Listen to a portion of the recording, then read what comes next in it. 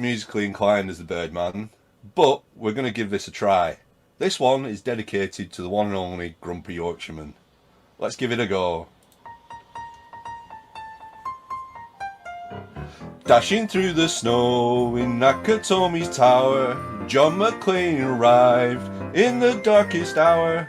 Hans Gruber's plotting with a grin so sly, but it's Christmas Eve and John will make him fly. Oh, die hard, a Christmas tale we sing in Nakatomi Plaza where the jingle bells ring. Yeah, yippee-ki-yay, 2 on Christmas night.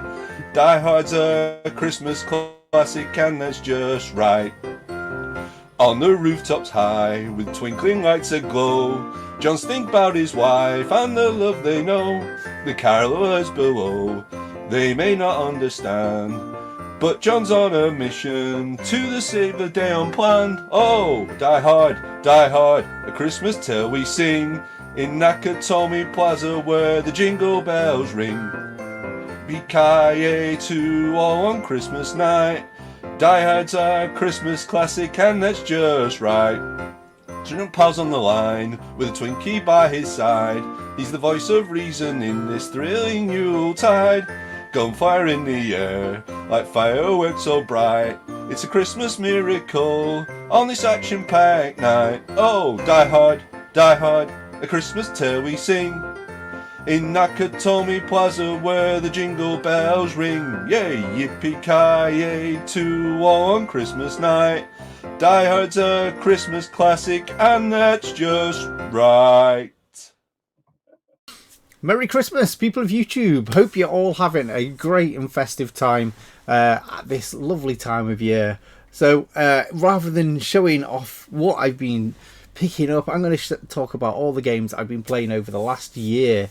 Well, that's a bit of a change, isn't it? Yeah, I've kind of slacked off a little bit this year doing the 52 game challenge updates. The games that I've been playing, I have been beating games. If you follow me on Instagram, I do a little stories thing where every time I beat a game, I'll put it straight up there, and I will put at the end of the video, I'll put a little rundown of all the games I've actually beaten this year.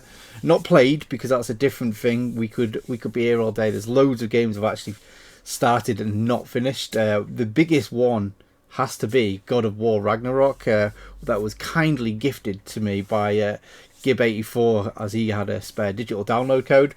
I need to beat that game, I really do, but controversially I don't enjoy it. I know there's a lot of people probably screaming at me right now, saying it's like they're probably the game that they played over the last bloody few years, never mind just 1 year. But yeah, it just wasn't for me, for reasons. But yeah, it was a great gift, and thanks for that for Gordon. But yeah, this next year I think I'll probably change it up a little bit, rather than do it every quarter, and then if I miss the quarter I feel guilty and then just completely forget and unravel myself. I'll probably do it every 10 or so games, or if there's like a few games that like feel like they might take a long time to talk about, I might do a bit shorter. Yeah, just rather than do it like how it was, where it's just like one every quarter, I'll just do it whenever I feel like talking about some games, because I do miss it. I miss it, and that's why I'm here to talk about the 10 games I've just watched.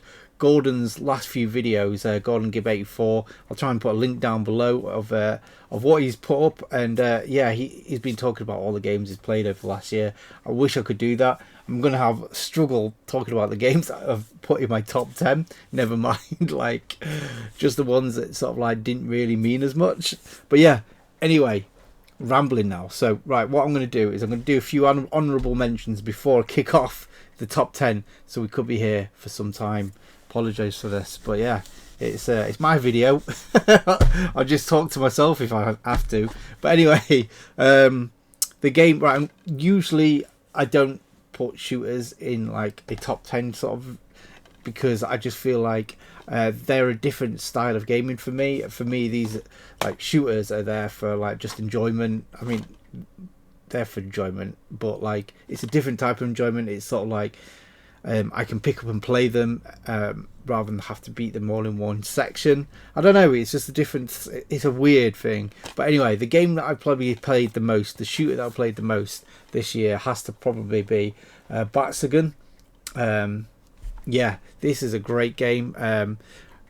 I've played this many times before on the Sega Saturn, the arcade, but it recently had a PS4 Saturn Tribute port. So this is just the Saturn version on PS4. People say it doesn't run as good as it should. I still enjoyed it. I played quite a lot of it. Probably not like massive amounts, probably about 10 hours or something. Still never managed to 1cc it because it's bloody brutal. I love this game. It's sort of like that in-between stage of a normal shooter and a bullet hell. It's definitely got bullet hell sections, but it's not really bullet hell. It's bloody rock hard. Usually I can go for about 2 or 3 stages eventually, and then like without even dying.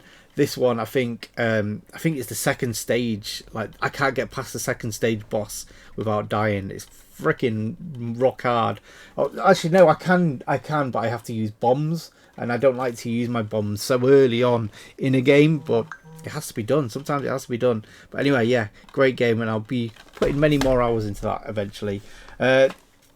RPGs, didn't play many RPGs this year. I just didn't have the time, and I've noticed as well, like when I was going through to see what I've beaten and everything like that, just to remember. Yeah, it was the beginning of the year was like most of the best games I played. I think just because like since my house move and stuff like that, I've not had like the headspace to put into a decent game and then not love it.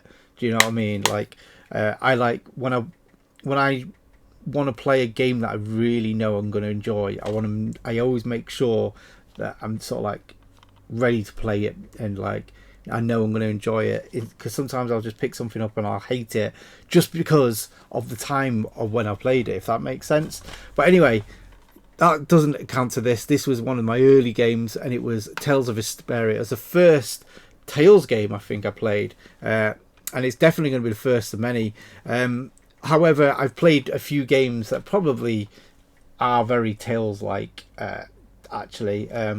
Basically, this is sort of like an action RPG. It's sort of turn-based, but not turn-based. You go into like these battles. However, you have like 3 characters that sort of like you can control all at once, but not. It's on a 2D level, but like in a 3D environment. So you can like you just move back like left and right in a 2D way, and then you can press a button to sort of like strafe around. It's very strange, but it really works. It's quite good. So yeah, you can get your other characters to heal you or do other attacks and stuff like that, and it's got beautiful cel shaded graphics, but it just didn't make it into the top 10. In fact, it just unfortunately it didn't. I was going to say it's the only RPG, but it's not. Next up, Spider Saws. I don't know why this isn't in my top 10. It's not the. It's a fantastic game. I absolutely really love this. The styling of it and like everything like that, but it's not as good as sort of what's the other run and gun games that will come out. Valfaris. It's not as good as Valfaris, I would say, but it's flipping fantastic. Just everything about it. Another cel shaded game. Another way forward. Yeah, I'm definitely going to be playing this more times because it's great. It's one of them games as well. It's so hard, but when you figure out the level, you can get through it in pretty much like one go, if that makes sense. It takes you hours to get to that, to be able to do that run. Next up, we've got Inside. I've already played Limbo, but played Inside. A few of us played this year, and yeah, when I first started playing it, I just thought, oh, it's just Limbo with better graphics, and then it bloody developed.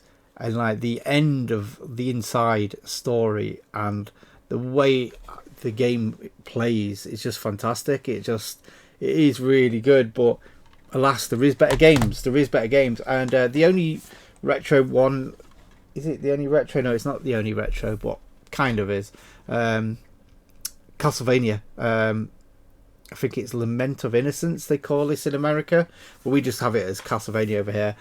This it was fantastic. I played the other one first, Curse of Darkness first, just because I always got told this one wasn't up to snuff. However, it is a really fantastic game. If you like your hack and slash, it's not going to win any hack and slash awards, but I really enjoyed how it played. It was plays very PS2 style. It's like it's a little bit clunky at times, but not as much as what people made it out to be. I really liked it, and in fact, I liked it so much. There's a few other games that have got this engine that I want to play that I thought I put in a 52 game challenge, but it was a different game. It turned out. Right. Anyway, that's the honourable mentions out of the way. We are going to go top 10. Do I need to do a top 10 noise? I don't know. Maybe I'll do it. I don't know. No, we won't do that. It's embarrassing, isn't it? First up, we've got Super Mario Brothers Wonder. I didn't think this was going to get in the top 10. I really didn't. I was umming and ahhing if I should put it in. In fact, I should probably put it here. Block my face. Yeah, I wasn't going to put it in. I really, really enjoyed this, but it's not the best Mario game. It's a game that like throws all the bells and whistles at it, and it sort of sticks, but just doesn't quite work. I didn't really like the elephant. The elephant sucked a little bit. Like, and everyone seems to really like that, but there is other abilities that are really good. And after I played it, I actually kept thinking about this game quite a lot, and I've played it a couple of other times since I beat it, because you can go. I've not beaten this 100%. You can go and try and fight, like get to the top of all of the poles, get all the wonder seeds, get can't remember a few other little things as well.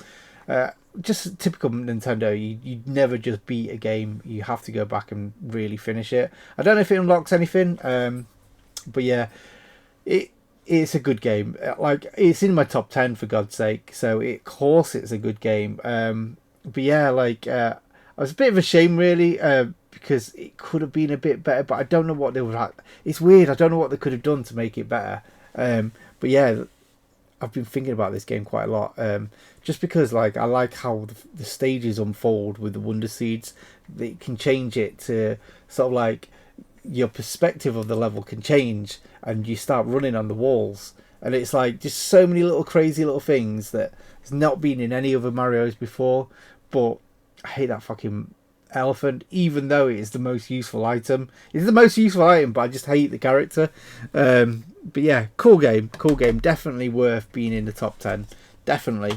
Next up, Jedi Fallen Survivor. Again, like, I feel a bit bad because this year I think I've played some really good games, but they're not being as top tier as what I would have liked to have played, just because my headspace isn't in it. I think next year is going to be banging, because there's so many games that I've got in my backlog that I really can't wait to start playing. But yeah, anyway, Jedi Fallen Survivor. When I put this on, I was blown away by it. I was like, fucking hell, why have I not played this any sooner?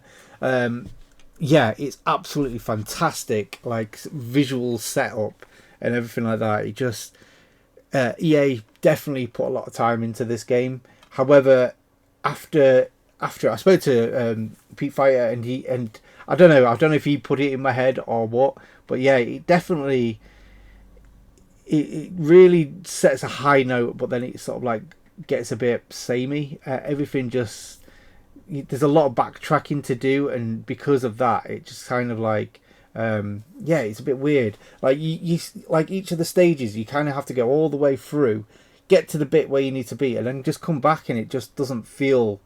It just feels like it's been put in there just to sort of like extend the game artificially. You didn't need to do that. You could have just done. I don't know if maybe I just did it wrong, and there was a fast travel to go back, but like. Yeah, it just felt really weird having to come back on yourself. Maybe that was, I mean, obviously that's what you have to do if you was really the character in the game, you have to do that. But for me, it just sort of like, it gave it a bit of a sour note, because it is such a good game at heart. I always put was put off, I think, again by Pete Fighter, because I got told this was like a Souls-like. It's not like a Souls-like at all. There is a little bit of a stamina bar, but it never really affected me, because for me a Souls-like has to be stamina driven. You've got the forefront of the game is how many hits can you take it, then you got to rest and then go back. This kind of implements something like that, but there was only a few times that it really affected me. So for me, that takes the Souls-like bit out of the game, other than the fact it's a hack and slash.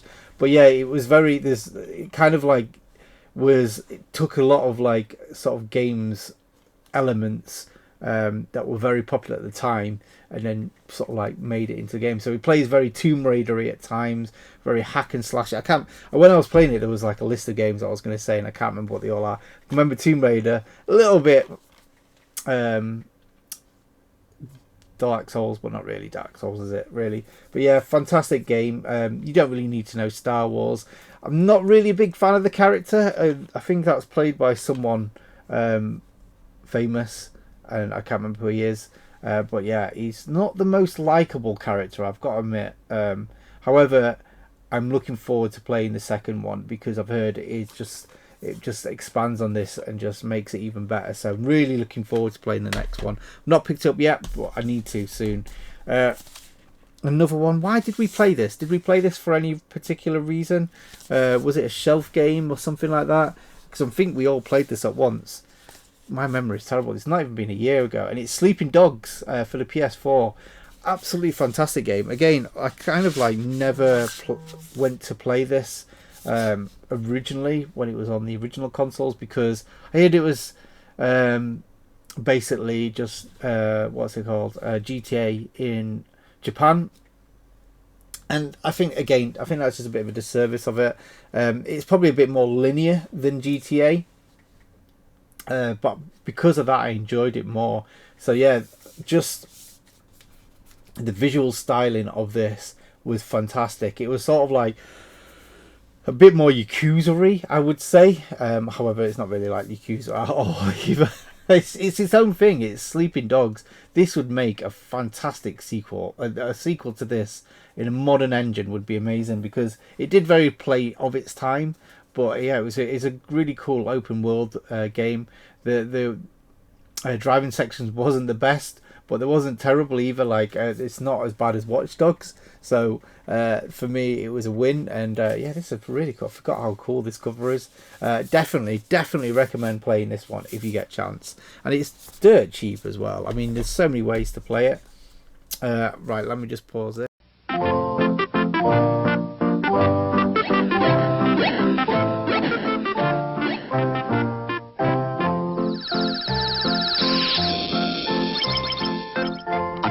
Would like to thank you for taking us into your homes. We wish you all a happy holiday.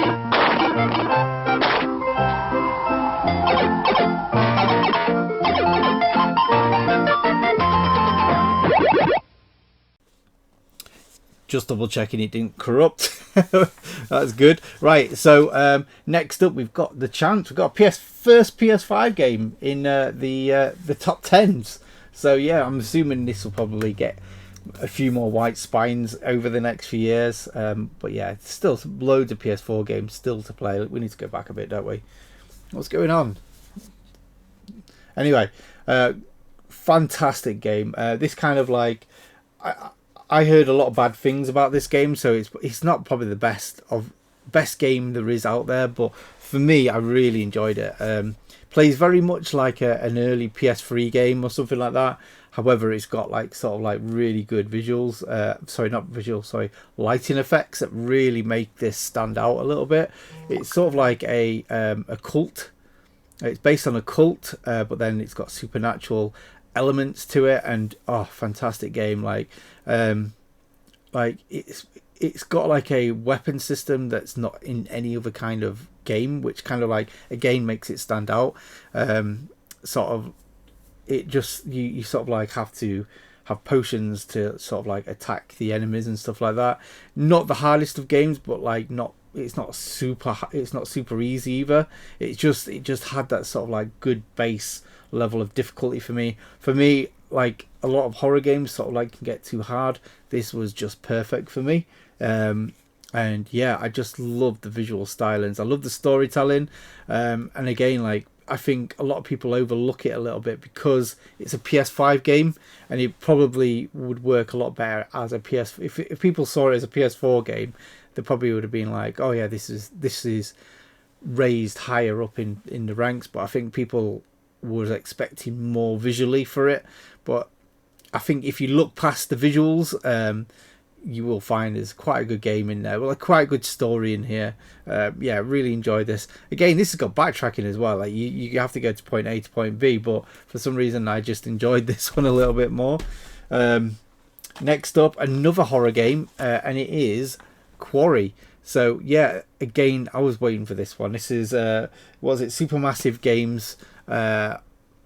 They do the what's it called, the Dark Pictures ones, but like these ones sort of like are always a little bit of a step above. It's sort of like their standout sort of games.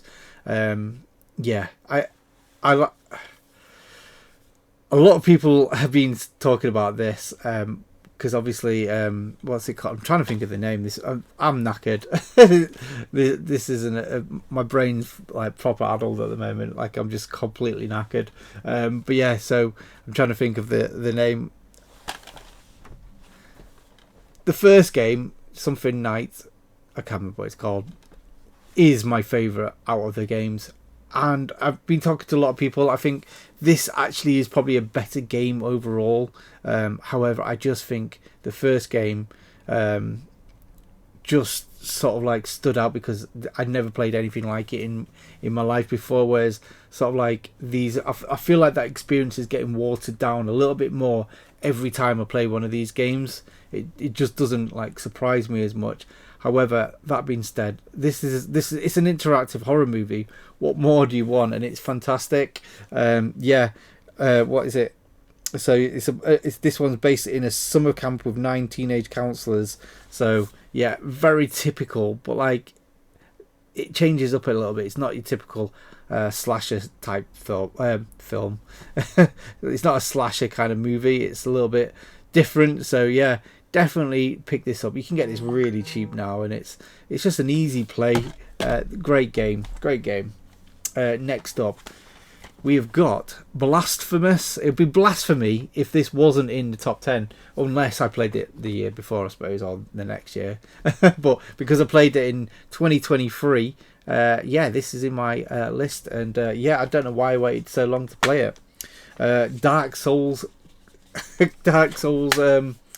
Metroidvania. So yeah, this one does have a little bit of a Dark Souls element. Everyone keeps saying this is Dark Souls Metroidvania. I suppose a lot of the people that say that kind of a thing about Metroidvanias are usually wrong because there's no stamina bar, but this one does have that. So I suppose there is an element of that, but it's still, again, it's a disservice. It's just lazy talking about it. This is just a great Metroidvania. It stands on its own, but it just plays more of like a Castlevania type game to me. It's got the traditional like finding secrets. You just get lost in the game and like you try and think where to go, and then like you find like an item of something, and then it just opens up the game a little bit more, and then it's a loop of getting lost and then finding a secret or something that opens up the game a bit more. And that's why I love these kind of games. There's something fun about getting lost in them. But yeah, great visuals, great game, and not as hard as people make out. A lot of people say that's a really hard game, but it's not. Only from Atari. Made especially for systems from Atari. The video game that lets you help E.T. get home. Just in time for Christmas. Happy holidays from Atari. Hello, and so yeah, getting distracted there. So yeah, I think we're at number 5, and we are at Zelda. We're doing Zelda. We're doing a handheld game. Capcom's take on Zelda, and yeah, I think they knocked it out of the park with this one. This is God, it's definitely up there in the top 5 Zeldas. Is it better than Breath of the Wild? Of course it is. This is Zelda as it should be. Is it as good as Link to the Past? No, I don't think it is. That is just an all-time classic, isn't it, really? But yeah, this definitely stands up, probably very close behind. I didn't realise as well, because I always knew this was a Capcom Zelda, but I didn't realise the Oracle of Season games are. I've never played them games, so I need to play them. But yeah, I played this on Switch Online. This is actually a hooky, dodgy copy. This isn't an official copy, but yeah, it's there on the shelf as a reminder. Someone gifted this to me, so I've got to keep it. Yeah, so yeah, this is fantastic. I think the thing that changes it up a little bit is that you go into a small form of Link, and you can combine the weapons to so you can have an arrow bomb and stuff like that. Really cool. It's just traditional top down Zelda as it should be, and it's just flipping fantastic. I really love this game. Again, I need to do these sort of reviews a little bit soon more, because even though I know this is the top game, I kind of I can't tell you the minute details about it. But yeah, this was probably about 20 hours game. It was a lot longer than I was expecting it to be, but very enjoyable throughout. There was no slow bits for me that I remember, and even though I played this on the Switch, I played it on the big screen, and it didn't feel like it was a handheld game blown up. It just felt like it should have. It's very, very good game to play on a TV. It doesn't feel like out of place on it. So yeah, definitely recommend playing this. If you've got Switch Online and you've not played this yet, what are you waiting for? Get on there, because it's flipping great. Next up, a bit of a surprise actually. I've always sort of not shunned, but looked away at these games a little bit. I think I played it originally when I first got a 360, Xbox 360, and didn't really enjoy them games. So I returned the game and the console. And never really thought about it again, and it's only been because so many people. I keep getting distracted by text messages. That's what my problem is. I need to turn that off. But yeah, Far Cry 5. This is at number 4, I think. Yeah, this is the first Far Cry game I've beaten, and I flipping loved it. Yeah, enjoyed it a lot more than I was expecting to. It's very over the top, very cool. Again, it's an open world game that you just can get lost in. Yeah, so basically you are you are these people that are taking down this cult, the police that I can't remember if it's FBI or some kind of agency anyway, taking down the cult. You get dropped in, and then everyone gets killed, and then you have to go off. And then there's just one or two of you. There's a very few of you still left, and you need to go and take down this island full of cult members, and it's flipping great. It's just so cool. You become such a badass. It's so cool. There's a little bit of hunting in there and stuff, which wasn't the best of. I didn't really enjoy that little bit. As much, because it just kind of slowed the game down, wasn't as good. But taking on the bases, and I would get a helicopter and then just shoot down everyone around the base, and then come down and then just pick them up, the rest of them off one by one. It's so badass. But yeah, quite a crazy storyline. There's a bit where you sort of get drugged and stuff like that, and everything's a little bit surreal, which again I don't like things to be too realistic, so that to me was really cool. Really enjoyed it. I believe this isn't the best Far Cry.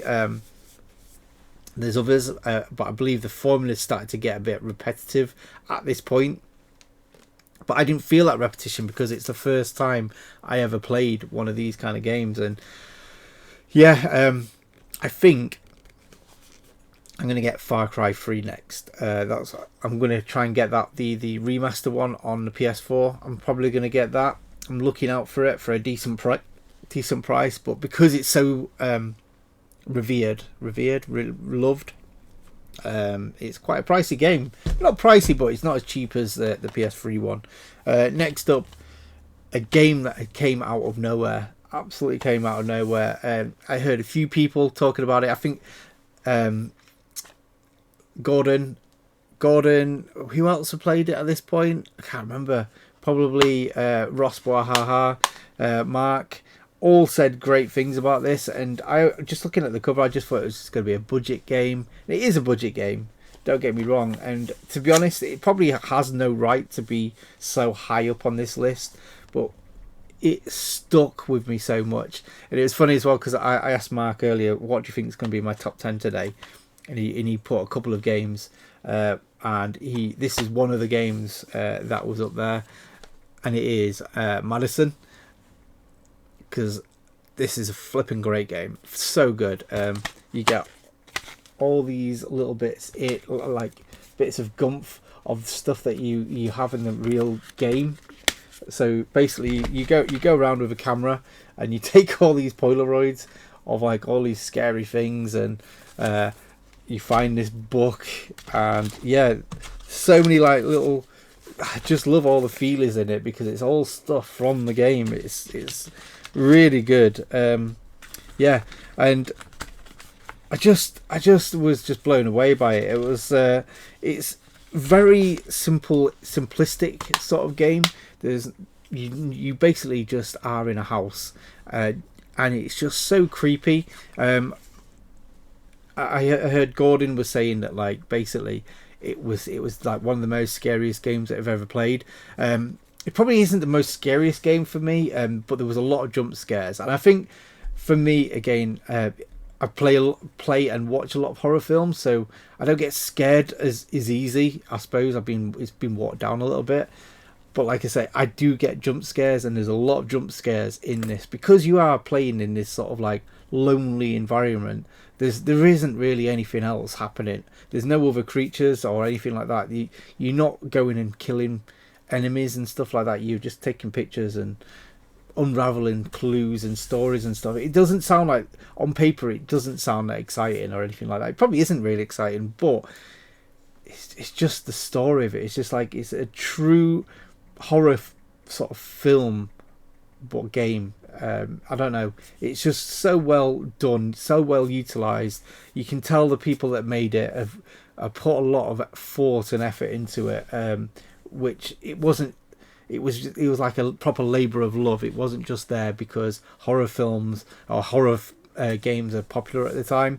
It was definitely something that they've been thinking about for a while. And yeah, it's without saying too much of the story and stuff like that to spoil it and stuff. You need to play it. Like if you're into horror games or anything like that, that is definitely a top tier. I mean, it's my top. It's my number 2 actually. It's my number 2. Yeah, that's a big old box. So yeah, number 2, Madison. It's a must play. Number 1. What a game! What a game! Donkey Kong Country 3. I had to put that there just to see.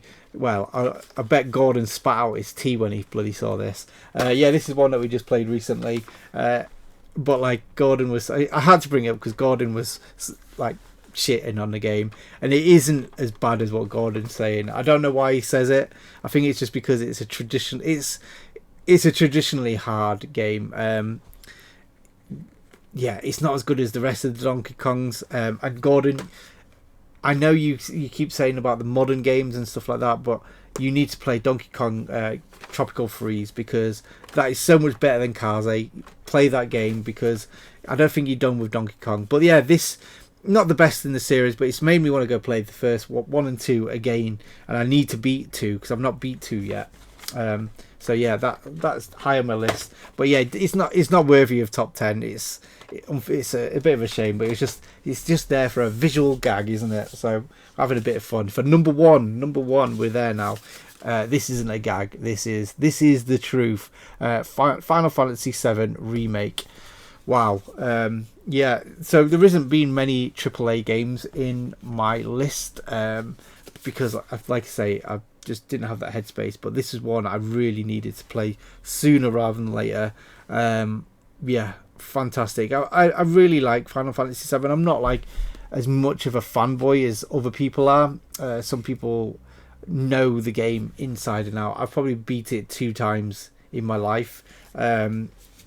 Once as a kid, and once again as an adult on a Vita about 6-7 years ago. But yeah, fantastic game. Actually, I didn't beat it last time. Last time I played 7, I didn't beat it. I got to the boss and then I just couldn't do it. I couldn't beat it. There's a lot of a lot of RPGs are like that with me. But yeah, I got the gist of the story and I beat it before, so I didn't need to do it again. But yeah, anyway, this it's a retelling of Final Fantasy VII, and I didn't realise this until I spoke to Pete Fighter on the stream the other day, TMB stream, that this is it's a sort of like a what's if story, as if what if Sephiroth sort of like was in the world in a different way. I think I don't know. It's all baffles me, all this storytelling and stuff like this. I can play a game, watch a film, completely forget about the series of events that have happened until I watch it again or people talk about it. So like for me to like pull stuff out, my mind is just too adult. But yeah, what I do remember about this game was how much nostalgia this brought up. However, nostalgia, but a brand new feeling of like amazement with the game, because it's such a stunning game. It really is. It plays totally different. It's not a turn-based game. It plays more like Final Fantasy 15, sort of like it's an action RPG that you can you have to like sort of like cycle through sort of like attacks that you can't just like spam attacks constantly and stuff like that. Yeah, just a great game altogether. I think people sort of like dismiss it a little bit because it isn't a turn-based game, but I think if it was a turn-based game, I don't think I would enjoyed it as much. I just feel like I'd be playing the same game again. I like the fact that they've completely turned it on its head. You visit Midgar and stuff, and it absolutely looks stunning. Everything about this game is just awe-inspiring. Fantastic, beautiful game. Yeah, so that's my top 10. Probably not the best games that I've had over the last 5 years or so. There's so many that have come out in the last year or two that I'm just waiting for to drop in price. And I've got a feeling next year is going to be a belting year for video games for me. Yeah, looking forward to it. Just looking forward to it. The prices to drop a little bit first. But anyway, thanks for watching me waffle on about some games. What are your top 10? What games were your favourite games that you played this year? I'd love to see more of these. I love seeing people talking about games. That's what we're here for on YouTube. It's not just about bloody CX roulettes and shit like that. 2024, the time that YouTube talks about video games a lot more. Right, anyway, thanks for watching.